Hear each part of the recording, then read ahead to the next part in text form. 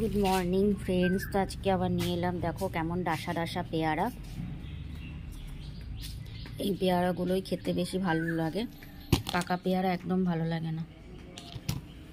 তো কালকের তো কাঁচা আমটা তো খেতে পারবো না, খেতে পারিনি। এই ডাসা ডাসা পেয়ারাটা অবশ্যই খাওয়া যেতে পারে। কত ডাসা ডাসা পেয়ারাই দেখো।